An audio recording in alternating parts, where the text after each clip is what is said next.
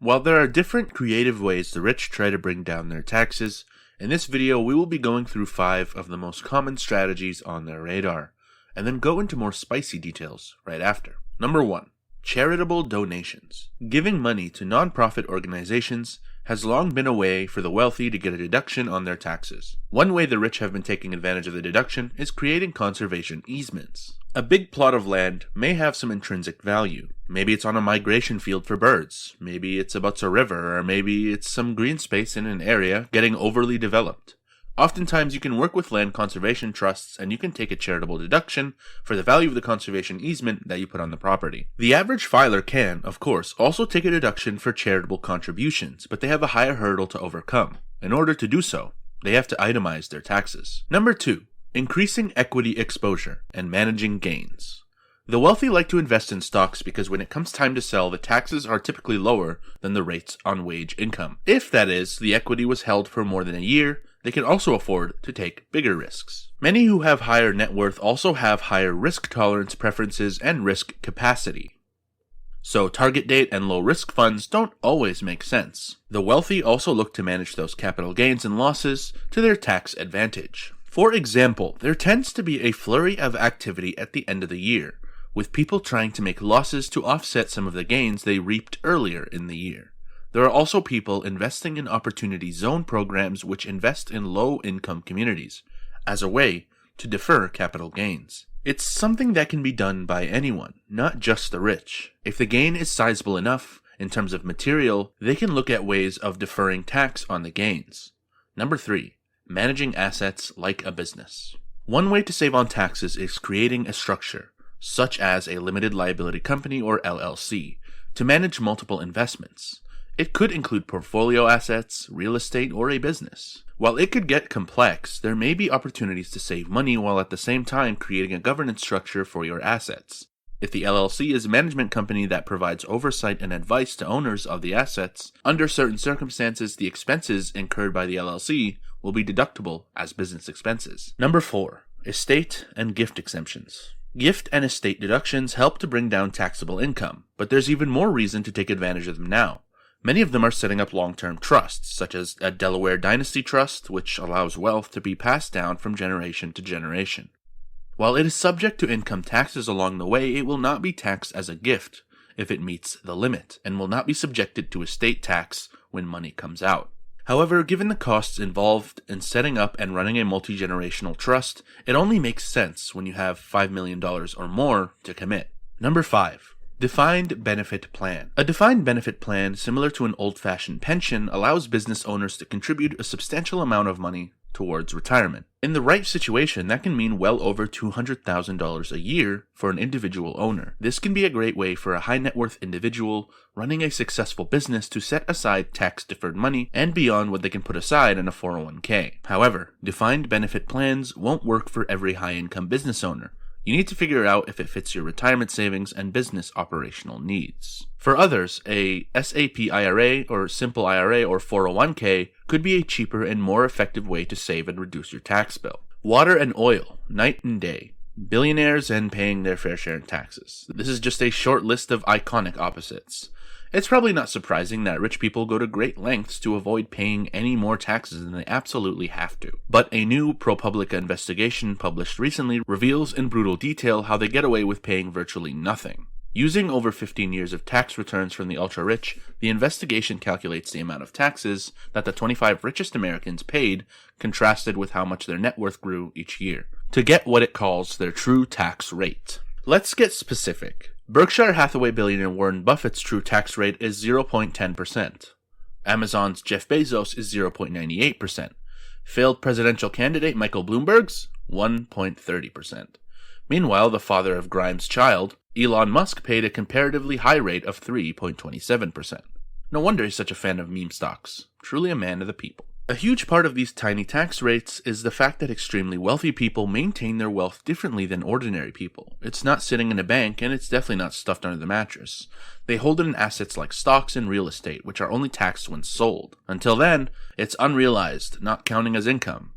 Buffett, for example, reported an income of $125 million, between 2014 to 2018, despite the fact that its net worth grew by $24.3 billion. Maybe you've heard before that Jeff Bezos made a salary around $80,000 as Amazon CEO. That's obviously not the same thing as saying that his wealth only grew by $80,000 per year. Keeping your salary low is one way the ultra-rich get to keep more of their wealth. Bezos reported $6.5 billion to the IRS between 2006 to 2018, yet his net worth grew by $127 billion. In 2011, he reported a net loss and claimed a child tax credit. He's currently worth around $187 billion. From 2014 to 2018, according to ProPublica, the 25 richest Americans increased their wealth to the tune of $401 billion. They paid 3.4% of that back in taxes. It compares this rate to a middle-class American in their early 40s, whose wealth increased by an average of $65,000 between the same period. They would have paid about 95% of that back in taxes. Overall, the average American household from 2006 to 2018 paid more in taxes than the accumulated wealth. The report also notes that most of the wealth growth that middle-class Americans experience is thanks to a rise in home value, painting an even starker picture for how Americans who don't own such assets are supposed to see an upward trend in their net worth. Even besides this, any income reported on their tax return can be offset by expenses and deductions. The 25 richest Americans can of course enlist the help of tax virtuosos who can perform dazzling acrobatics in tax avoidance. The kicker is that this type of tax avoidance is all basically legal. Tax avoidance is using legal means afforded by the US tax code to reduce how much you pay in taxes.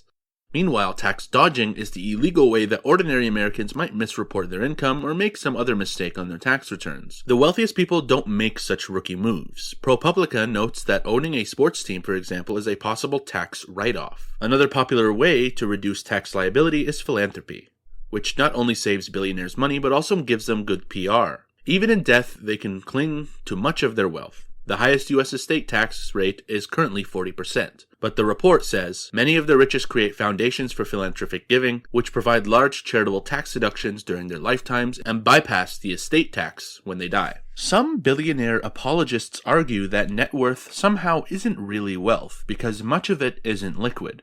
They couldn't withdraw billions out of the bank right this second. But that's a disingenuous twisting of how wealth actually works. Jeff Bezos might not be able to bathe in $1 billion cash pile, at least not on the spur of the moment anyway, but everyone understands and respects the power that being worth $200 billion confers. There's an old story about Rockefeller once being denied a loan because he didn't have verifiable credit at the time, intended to show how the credit system is supposed to treat everyone equally. But does anyone actually believe Rockefeller would have trouble borrowing any amount of money he wanted? In fact, credit is pretty much exactly how extremely wealthy people thrive. While for many Americans, debt has become an unbearable burden, for billionaires it's the perfect way to avoid giving away more of their wealth. Since loans are not considered income, earning an income is petty. The truly rich leverage debt to fund their lavish lifestyles with a credit line in the billions of dollars. Their material wealth is not so material, but an invisible hand that opens every door. That billionaires have to pay far less taxes than an ordinary wage earner does also show how money is either a vacuum or a magnet. If you don't have enough of it, its absence becomes a kind of black hole that sucks up even more money. Being poor is more expensive than being rich. You often end up paying more in banking fees. For example, paying more in interest. Even paying more for everyday goods. Meanwhile, when you already have money, it allows you to start businesses that balloon into global megacorporations that attract deep-pocketed investors even when they're not turning a profit. Warren Buffett may have been proclaiming for years that billionaires should be taxed more, but he does so in a political landscape where the odds of reversing so much entrenched wealth inequality remains pretty low. Or at the least, where progress towards that inches along at a snail's pace. President Biden has proposed higher taxes for the rich with a top marginal tax rate of 39.6%, and there's been vocal pushback from conservatives. Opponents of the plan have argued that this is the biggest tax hike in history, but that's not true.